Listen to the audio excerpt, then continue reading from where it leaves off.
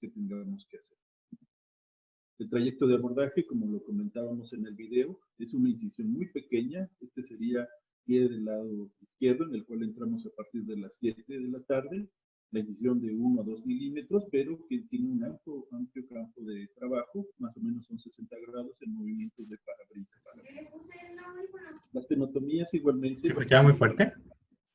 Anteriormente se escuchaba que se hacían las incisiones grandes, ya amplias.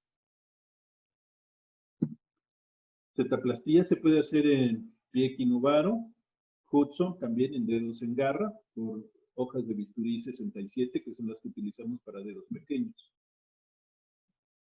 Gestos ortopédicos también que hacemos, capsulotomías, inferolateral, bajo control fluoroscópico, siempre estando seguros que estamos dentro de la articulación en una zona segura para no lesionar paquete neurovascular.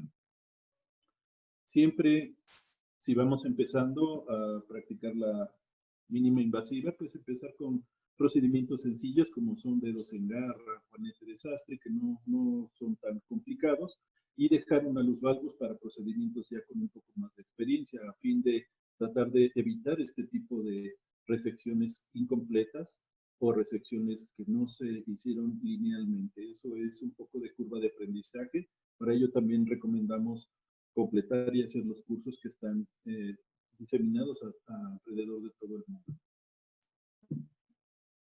El gesto que vimos anteriormente en el video del Dr. Aishan, la exostosectomía, que lo ocupamos para los valgus y la papilla ósea.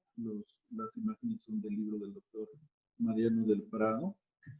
Y ya entrando en lo que podemos hacer en ortopedia pediátrica, pues bueno, tenemos dedos en garra. Aquí el tratamiento es, todos son ambulatorios, ninguno se queda hospitalizado. Tenotomías, hacemos de flexor extensor. En algunos casos es necesario, si no se logra una corrección al 100%, realizar la osteotomía metafisiaria de la falange proximal y el vendaje correctivo con corbata inferior. Calzado posquirúrgico lo utilizamos entre 4 semanas y a los 3 días revisamos herida para hacer la curación y enseñarle al paciente cómo hacer el vendaje que se va a hacer él mismo en su casa. Aquí, dato importante, porque se quedan los pacientes con dudas si requiere una osteosíntesis. Esta es una osteotomía en la imagen izquierda, osteotomía metafisiaria proximal en el momento de la cirugía. Y a las 4 semanas, callo óseo, con una osificación ya a un grado 4, que ya le permite la deambulación asintomática, sin realizar todavía actividad deportiva intensa, pero ya permite deambular sin necesidad de tomar ningún tipo de analgésico. Inicialmente, percibimos al paciente de esta forma, se realizan las tenotomías, se cubre con los curitas hipoalergénicos elásticos y se logra una corrección postquirúrgica inmediata de la deformidad. En algunos pacientes también que tenemos acompañados los dedos en garra con pie equino, tradicionalmente utilizamos a nivel mundial la técnica del doctor Ponseti para el tratamiento. Aquí lo que hemos implementado es cambiar la tenotomía que se hacía con el bisturí en consultorio o con una sedación, hacerla con un bisturí de mínima invasiva, que es una herida mucho menos amplia y muchas veces no requiere ni siquiera de un tipo de sutura. Aunado a eso, se puede hacer también la tenotomía de tibial posterior. Esto sí es necesario abrir un poquito más, pero la cetaplastia la podemos hacer sin problema con la hoja 67. En alus valgus, el paciente pediátrico a partir de los 8 años es candidato si ya cumple con las mediciones radiográficas.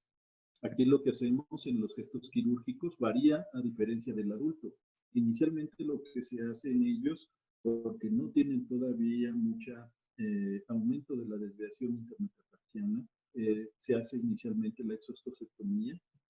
Realizamos osteotomía de la falange proximal, que es el Laking, cuando la hace está mayor de 6. tenotomía del aductor del primer dedo, capsulotomía plantar y lateral bajo control fluoroscópico, y valoramos aquí con la radiografía la corrección. Si no hay una corrección todavía adecuada, en algunos pacientes mayores de 15 años sí hacemos la osteotomía de Riverdale Eichel, pero regularmente solo en pacientes mayores de 15. Esto debido a que el paciente, como todavía está el pie madurando y es un pie que todavía está en desarrollo, no ha pisado ni ha mantenido una deformidad tan amplia que nos abra demasiado el DNA. Entonces, en ellos corregimos prematuramente el pie para no tener que hacer la osteotomía de Riverdale Eichel en la mayor parte de ellos. A los valgos, que va acompañado también de otra patología, con el braquimetatarso, se puede hacer igualmente en el mismo procedimiento. Esto se hace bajo control fluoroscópico y con técnica mínima invasiva. No hacemos el abordaje amplio en la incisión para la colocación de los clavillos del minifijador elongador. La cicatriz, pues una cicatriz muy pequeña, son puntiformes, no amplia, muy estética, y igualmente el procedimiento muy indoloro. En esta paciente es notoria la mayor afectación de los miembros inferiores con respecto a los superiores. Vemos pacientes también con mucho parálisis cerebral infantil que por la espasticidad ocasionan bastantes deformidades que les limitan también para la deambulación y ocasionan descargas. Esto también lo podemos manejar perfectamente con tenotomías, osteotomías, capsulotomías por medio de cirugía mínima invasiva, teniendo en consideración pues que el paciente con parálisis cerebral no es un paciente que nos vaya a obedecer en mantener el reposo y demás. Entonces esto nos favorece mucho el manejo y la recuperación pronta del paciente para que pueda deambular. Referente al uso de hemipifiziodesis para la corrección de la luz valgus, encontré varios artículos, pero este creo que es el que más representativo es. En este artículo se hizo la corrección, o se trató de hacer más bien la corrección por medio de un fresado de la fisis de crecimiento en el primer dedo. Esto se dio un seguimiento más o menos de un año, y lo que se vio es que es una corrección de 1 a 2 grados, no es una gran corrección. Debido a eso, no recomendamos, yo francamente no lo recomiendo por el momento hasta que se hagan más estudios, de hacer una manipulación de la luz valgus por medio de un cierre de la fisis. Habrá que estudiarlo más a detalle con más pacientes, pero de momento no hay una evidencia científica que nos diera una buena evolución. Otra patología muy común, exostosis subungual, que es un pequeño osteocondroma en la punta del dedo, que es muy incómodo por debajo de la uña. Igualmente, anestesia local digital, se realiza la esclerotomía y el vendaje correctivo. Y le quita uno esa piedra del zapato al paciente. Dedos del martillo también, tenotomía del extensor, capsulotomía metatarsofalángica dorsal, se hace una tenotomía del flexor, en algunos casos osteotomía metafisaria de la falange para lograr la corrección al 100% y el vendaje correctivo con el zapato por 4 semanas. La incisión es muy pequeña, igual no les ponemos sutura, yo no utilizo sutura, las incisiones van siendo cada vez más pequeñas. Igualmente, braquimetatarso, que lo vamos a tocar más adelante, se puede manejar en paciente pediátrico, igual que en el adulto. Yo utilizo un fijador lineal. Hay axiales que se pueden modular, pero normalmente lineal nos evita el riesgo de que haya algún desplazamiento. Es un procedimiento que se hace ambulatorio, colocación de los clavillos percutáneos bajo control radiográfico, y la osteotomía la hacemos también con la fresa Eichel larga. Este tema lo vamos a ver en una ponencia unos días más adelante. La elongación recomendada máxima es de 5 milímetros hasta 1 milímetro por día, pero hay que darle un buen seguimiento para evitar que nos haga cicatrización previa al hueso. Normalmente lo que se lleva en tiempo son aproximadamente unos 3 meses, la cayotaxis de 0.5 a 1 milímetro por día hasta lograr la elongación que se desea, y 40 días para lograr la consolidación ósea y el apoyo total del cuerpo. Estéticamente comentábamos que es muy bien visto. La mayor parte de los pacientes con braquimetatarsia son niñas. Entonces, se puede hacer en unos casos, también me ha tocado doble, los 2 pies, y se hace la elongación en los 2 dedos en el mismo procedimiento quirúrgico. Cada dedo. La ventaja de hacerlo con el elongador es que se puede lograr una mayor elongación. No hemos tenido contracturas en flexión de los tendones, no le realizamos ningún tipo de tenotomía al tendón. Al hacerla progresiva se va logrando la extensión y tampoco compromiso neurovascular. Polidactilia, en algunos casos también es mejor tener una fresa hecha para hacer la resección de una polidactilia que hacerla normalmente con la sierra o con un cincel. Nos permite hacer los cortes al hueso mucho más dirigidos para lograr una resección adecuada del hueso y que quede estéticamente y cómodo, sobre todo para el paciente. Estos pacientes tienen mucho problema para conseguir un zapato o un calzado que no les sea incómodo. Escafoides accesorio, este es un procedimiento que llevo ya como 5 años realizándolo. Utilizo igualmente la técnica del Dr. Aichan con las fresas para realizar la resección.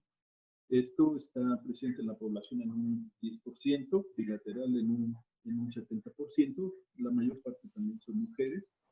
En algunos casos se comporta como sesamoideo, pero sí causa un poquito de molestia en el dolor y hay inflamación del tibial posterior. Utilizo la clasificación de Hayes del escafoides accesorio, normalmente el tipo 1, que es muy pequeño, se comporta como sesamoideo, no hay problema. El tipo 2 lo dividimos en tipo A y B. El tipo B es un poco más grande y sí da sintomatología. Diego, Y el tipo 3, ¿sí? Diego, Sí, habla más dirigiéndote a la compu para que se escuche mejor. Ok, gracias. El tipo 2 es un escafoides un poco más grande que es más sintomático. El tipo 3 es un escafoides accesorio que está fusionado, muy prominente y este casi siempre es sintomático. También hay que hacerle la resección. Lo que hacemos, pues bueno, en tipo 1 solamente vigilancia, algunas veces recomendamos el uso de la plantilla. En el tipo 2, tratamiento conservador con plantilla de descarga, analgésico, masaje, algunos casos infiltración esteroidea, una sola ocasión, y el tipo 2B y el tipo 3 es quirúrgico. En estos tradicionalmente se hacía la resección del escafoides accesorio por un abordaje amplio, se hace la resección con cincel o con sierra. El manejo con mínima invasiva, lo que estamos haciendo es realizar la desperiodización del escafoides y solamente resecamos con la fresa 3.1 el hueso que está amplio. Esto nos permite conservar el periósteo, el cual vamos otra vez a cerrar con Vicryl y reinsertamos el tibial posterior para evitar que tengamos una laxitud o un relajamiento del tibial posterior. Inicialmente, cuando vemos al paciente, pues vienen con la sintomatología en la cara medial, hiperkeratosis, aumento de volumen, dolor, y ya en los controles, más o menos 4 semanas posteriores, que ya le permite caminar, realizamos la radiografía y vemos que hay una buena resección, una resección lineal, ya el paciente prácticamente asintomático. Siempre les coloco, en este caso, sí, sutura que es reabsorbible para evitar el retiro de puntos. Eso también lo agradecen mucho los niños. Otra patología que es sumamente complicado el tratamiento es el síndrome de Apert. Esto es debido a una sinostosis congénita, tanto de manos como de pies. En este caso, a nivel de los pies, los pacientes presentan alteraciones en los ejes de carga de los metatarsianos, falanges, en los cuales ellos presentan pues una descarga muy alterada debido a la sinostosis y a las anomalías que se forman tanto en los metatarsianos como en las falanges. La forma de pisar de estos pacientes es sumamente complicado. No hay un zapato a nivel comercial que les sea práctico. Ellos prácticamente se dedican pues, a buscar un calzado o a hacer un zapato tipo de cuero que envuelva la planta del pie para lograr mitigar un poco el dolor.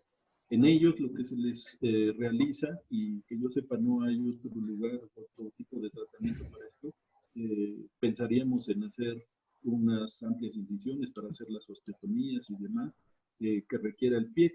Afortunadamente, con cirugía mínima invasiva, las incisiones que tenemos que hacer son muy pequeñas, así es que podemos hacer igualmente liberación de la sinostosis. Esto nos va a permitir mover la posición en la que está. Finalmente va a cicatrizar otra vez, pero al permitir que el paciente ya haga una descarga del peso del cuerpo, va a cicatrizar en la posición funcional en la que está cargando el peso del cuerpo. Igualmente, osteotomías a nivel de las diáfisis o retrocapitales. Esto funciona parecido como cuando tenemos una bolsa de hielos que está fusionado el hielo y lo queremos colocar en una hielera. Lo que hacemos es pues tratar de romper en varias partes el hielo y él solito, en cuanto entra a la hielera, solito se acomoda. Es prácticamente lo mismo que se hace. Esto es cirugía a la carta. Aquí no le podemos hacer alguna medición radiográfica en la cual podamos graduar o valorar qué es lo que se va a hacer. Es dependiendo cada paciente lo que se necesita y se va percibiendo con la cirugía durante el procedimiento quirúrgico, donde hay más carga en la planta con el dedo del cirujano y se van haciendo los cortes hasta dejar todo en un uniplano en meseta. Ya los pacientes pues agradecen obviamente que ya no tienen alteraciones y pueden caminar. Ellos requieren todavía vigilancia obviamente, pero es un procedimiento sumamente bondadoso para este tipo de pacientes. Ella es mi sobrina, la operamos de un braquimetatarso y como buen paciente familiar se fue a Argentina, no, Uruguay, perdón, y compitió en una carrera más o menos 4 meses después de que se operó y se ganó ese premio. Lo que deseamos hacer con la cirugía mínima invasiva es darle una oportunidad diferente a nuestros pacientes para que evolucionen de la mejor manera con el mínimo daño posible. Muchas gracias. A continuación vamos a hacer las preguntas que gusten. Vamos a dirigirlas por medio del chat con Mario y él me las va a ir haciendo llegar. Muy amables. Bueno, muchísimas gracias, querido Diego. Muy bien por tu presentación. Gracias al resto de la gente que nos ha acompañado. Y bueno, quedaría porque quienes quieran hacer algún tipo de pregunta por la cirugía que vimos del doctor Aisham y a Diego por esta presentación, la puedan hacer a través del chat.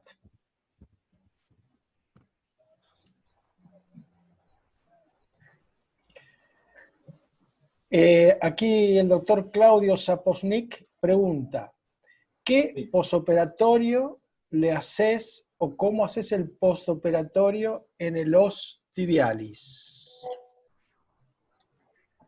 Normalmente lo que recomiendo para estos pacientes es realizar pues, el manejo analgésico. Casi siempre aplico pues, el anestésico de acción larga y se maneja siempre, si es posible, que el paciente lo consiga crioterapia. El aplicar hielo con el sistema de crioterapia ese nos da muy buen manejo para el paciente con dolor. Hablale a la computadora, Diego, por favor. La herida la revisamos normalmente a los 3 días de que se hace el procedimiento quirúrgico y siempre tomamos el control radiográfico terminando la cirugía y posteriormente a las 4 semanas. Y bueno, el mismo Claudio Saposnik de Argentina pregunta si le haces un vendaje o yeso postoperatorio. No, vendaje, nunca les dejo yeso. Perfecto. El vendaje es suficiente y los cuidados que se le indican al paciente. Bueno, acá el doctor Andrés Lafuente pregunta, ¿la carga de peso en niños en el postoperatorio es inmediata? Sí, la carga de peso es inmediata en el paciente. Generalmente lo que se recomienda es permitirles pararse el primer y segundo día lo mínimo, a lo indispensable al baño o a algún lugar que tenga que ir indispensablemente con el apoyo del papá o del familiar, pero sí cargar el peso completo. Los pasos lentos, eso favorece mucho la evolución. En ninguno de los casos es un dolor que no les permita deambular. El paciente, en cuanto ya no tiene tanta molestia, solito él se apoya con un poco más de carga al talón y deambula a los pocos días sin problema. Acá el doctor Tronconi, Sebastián Tronconi de Argentina, pregunta ¿cuál es la diferencia entre la cirugía del niño y la cirugía del adulto? Bueno, en este caso, podríamos hacer la diferencia nada más de cuidar la fisis. Si es una cirugía, por ejemplo, de alus valgus, sí se maneja diferente porque casi nunca es necesario hacer el Riverdale Isham. Si es un braquimetatarso, prácticamente lo podemos manejar exactamente igual que en un paciente adulto. El procedimiento es exactamente igual. La elongación que se hace es con los mismos parámetros para un adulto y niño. Entonces, sí se tienen que hacer los cálculos. Por ejemplo, si queremos elongar solamente 1,5 centímetros, pues calculamos los días que vamos a permitir al paciente que haga la elongación en domicilio. Es menos la longitud que se debe de buscar en un niño que en un adulto.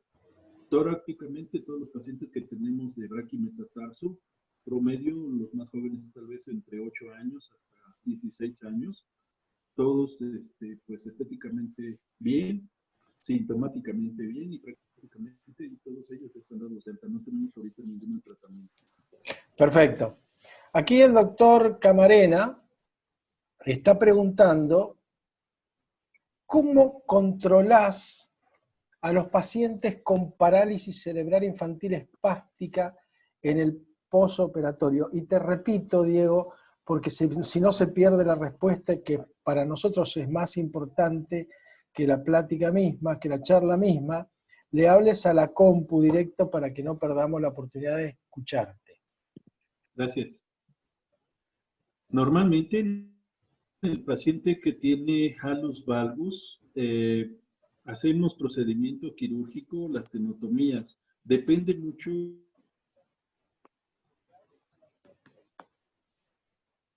Bueno, se tildó. ¿Se fue el audio, doctor? Sí, se fue el audio. Sí. ¿El resto me está escuchando?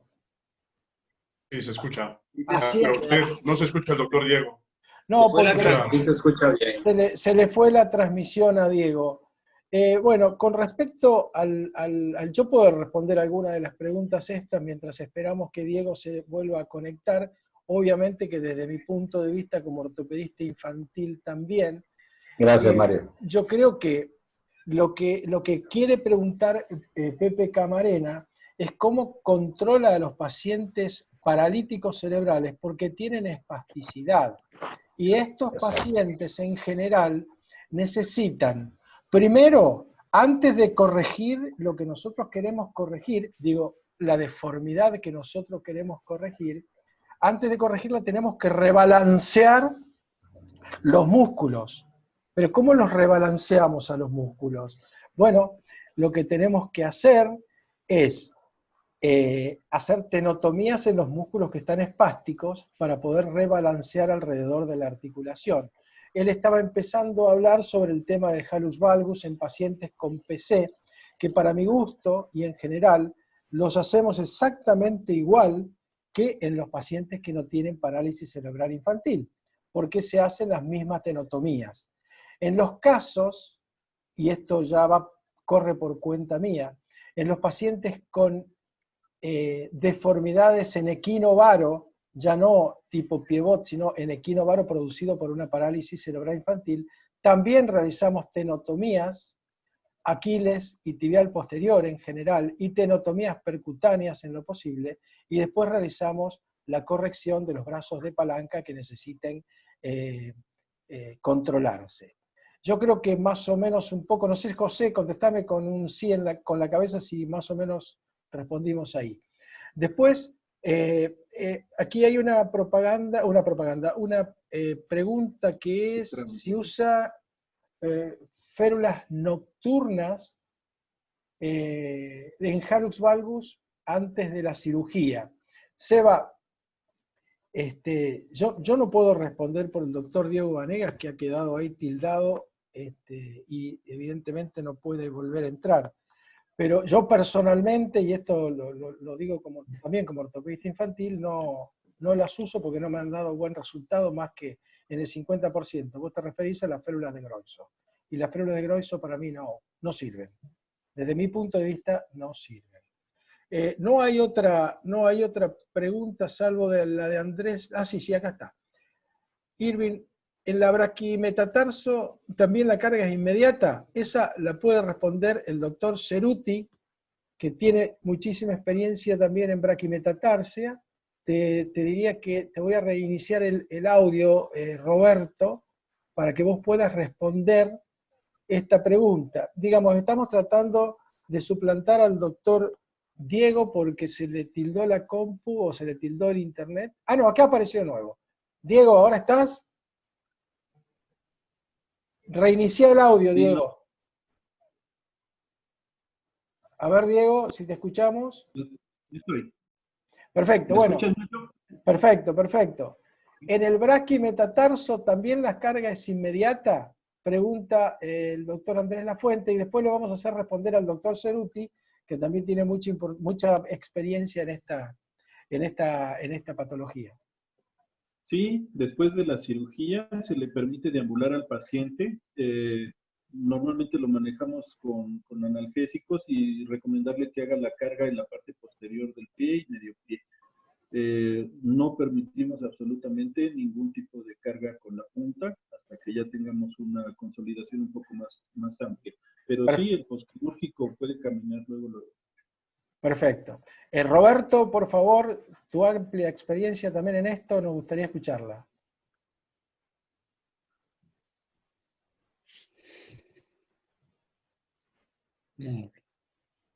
Roberto, no te estamos escuchando, ¿eh? Reinicia el audio, Roberto. Ahí está. Te decía que siempre hacemos la carga inmediata. En la braquimetatarsia usamos el Orthofix 100, que es el más delicado, y lo importante es descartar las patologías asociadas. Me gustaría preguntarle al doctor cuáles son las complicaciones que ha visto después de las elongaciones. Nosotros que tenemos una experiencia prolongada, hemos visto varias, por eso me gustaría saber su opinión al respecto. Y la pregunta mía sería si nunca realiza osteotomía de la base del primer metatarsiano en el alus pediátrico. Gracias, doctor Roberto.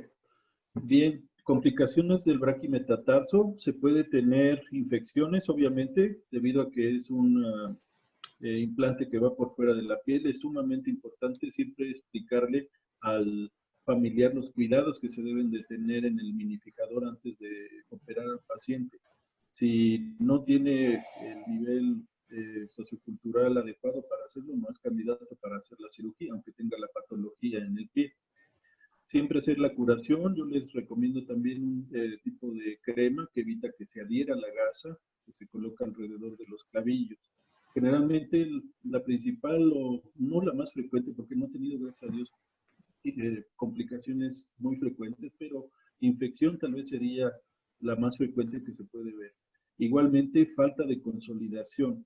Se le debe de explicar al paciente perfectamente que entienda cómo debe de darle la vuelta al minifijador, en qué rango, para que no haya una elongación demasiado amplia y se ocasione una pseudoartrosis. En caso de que se llegue a ocasionar eso, pues ni hablar, ahí se tendrá que volver a retroceder un poco el minifijador o en algunos casos aplicar injerto de hueso para favorecer la cicatrización. Perfecto. Gracias. Y osteotomía de la base, no realizo ningún tipo de osteotomía en la base del primer metatarsiano, no ha sido necesario en ninguno de los pacientes. Bueno, muchas gracias. Acá el doctor Irving Rico Restrepo pregunta si en el pie plano valgo flexible del niño. Él pregunta si en la inestabilidad de la subastragalina con hallux valgus realiza la alineación del retropié y del hallux valgus en una misma cirugía, o si hace una antes y la otra después, y si la llega a realizar bilateral.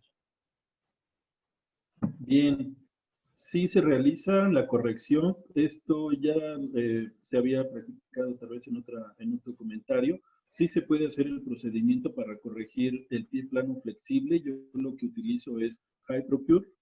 No realizo tornillo, otro tipo de tornillo más que HyProcure. El tornillo es una plática especial para definir lo del tornillo, pero se puede hacer la corrección del pie plano con el tornillo en el momento de la cirugía y igualmente el braquimetatarso, no hay ningún problema. El tornillo, Perfecto. como comentamos, es sumamente benigno. Ok, seguimos. Roberto Mirabile de Mendoza, Argentina, pregunta si podés contar la experiencia en osteotomía deslizante del calcáneo en niños y cómo los estabilizan. El doctor no habló de esto, Roberto, pero yo sí tengo experiencia en osteotomía deslizante de calcáneo por MIS. Hay que utilizar unas pequeñas fresas, que no son pequeñas porque son mucho más largas que las que utilizamos normalmente, y perfectamente se puede realizar la osteotomía para corregir varo o valgo. Yo particularmente las utilizo para corregir varo, porque el valgo nunca lo trato a través de osteotomías. Pero sí se utilizan y sí funcionan muy bien. Gracias por la pregunta y sobre todo por participar. Aquí hay alguien que no tiene nombre, que tiene un teléfono que pregunta, a ver, ¿hay casos en que solo trabaja tejidos blandos en niños? Sí, por ejemplo, solamente en pacientes que tienen pie equino se le puede hacer la tenotomía sin problema, solamente tejidos blandos. Perfecto. ¿Hasta cuándo? Cristian Sayago de Argentina pregunta ¿cuál sería el rango de elongación? ¿Hasta cuánto elongás en braquimetatarso? Hay que hacer una fórmula, se toma la longitud total del metatarsiano, que está corto, y se saca el 40%, es lo máximo que se puede elongar. Si tienes una elongación que es mayor del 40% de ese braqui, vamos a tener ya compresión del sistema neurovascular y vamos a tener problemas. Entonces, si lo haces en agudo, como en Europa lo llegan a hacer con cresta ilíaca o injerto de hueso compactado y hacen una elongación abierta, aguda, en la cual se logra una elongación del 30% máximo, más del 30% ya tienen problemas. En la elongación progresiva por el minifijador puedes lograr más del 40% de elongación sin compromiso neurovascular. Perfecto. Sebastián Tronconi también nos pregunta esto. ¿Qué pasa si la osteotomía de Reverdina Isham se completa como pareció verse en una radiografía? Vamos a escuchar tu respuesta y yo después también voy a dar una basado en la experiencia que nos enseñó el doctor Sánchez Pulgar. Gracias. Bien, en algunos casos, en cuanto a la osteotomía de Riverdale Isham, si se completa la osteotomía, no se desplaza el metatarsiano. No tenemos ningún tipo de paciente que haya sufrido una elongación. Recordamos que en estos pacientes los tejidos pues, son bastante laxos y en algunos casos todavía tenemos el periósteo que nos sirve como una envoltura de cobertura. Pacientes que tienen fracturas amplias pero tienen periósteo envolviendo todavía el hueso. La masa muscular y los ligamentos que unen no permiten que haya una luxación tanto hacia medial, lateral o plantar del metatarsiano. Si accidentalmente se logra hacer la osteotomía completa de Riverdale Isham, no pasa absolutamente nada.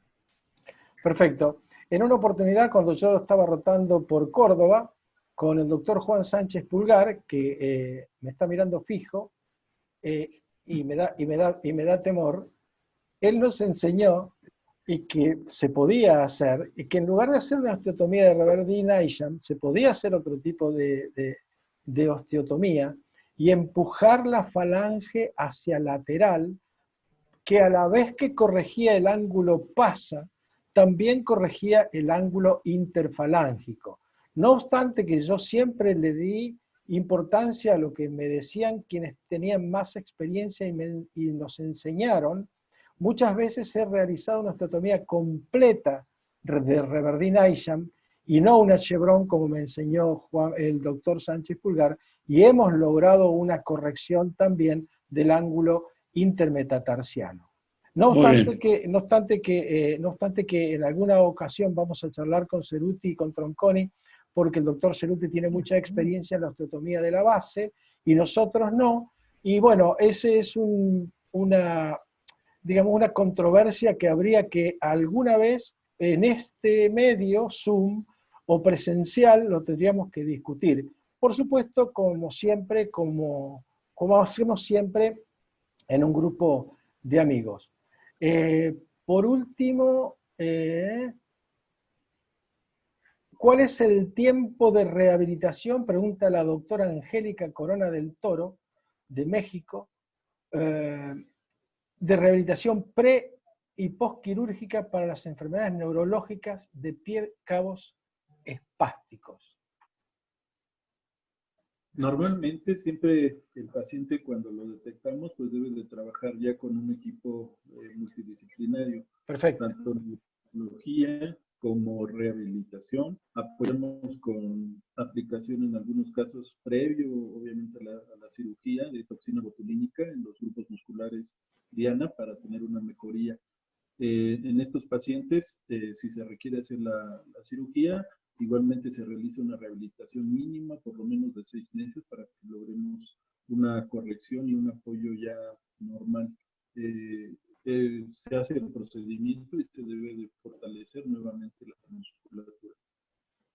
Perfecto. Y bueno, y voy a leer la última pregunta de Rodolfo Ávila, quien pregunta: ¿magnetoterapia y drenaje linfático también se usa para rehabilitar en el postoperatorio a los niños?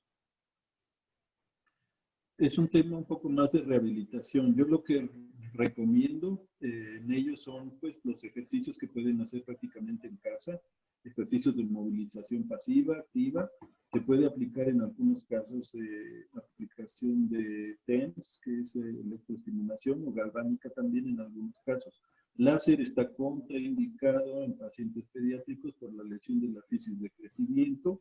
Es generalmente lo que se recomienda. El paciente no coopera tampoco mucho, ellos no quieren que se le dé una rehabilitación, porque en cuanto ya no le duele, el paciente mueve automáticamente. Perfecto. Bueno, muchas gracias a todos por las preguntas, muchas gracias Diego por tu brillante exposición. Nos vamos a ver el próximo viernes por acá o por Facebook Live o Live, o como se diga en inglés. Es muy importante no solo la charla que nos pueda dar quien nos va a dar la semana que viene, que va a ser el doctor Edson Jurado, que va a hablar sobre pie diabético, sino también esta discusión que se puede armar en la post-charla. Gracias a todos los que han colaborado, gracias también por haber permanecido con el micrófono apagado, y a los miembros de GIAMIS, mañana a las 19 horas nos estamos comunicando para hablar un poco más sobre el tema de nuestro grupo. Gracias a todos, buenas noches o buenas tardes, quienes todavía no tengan la noche. Chau. Hasta luego, gracias. Hasta luego.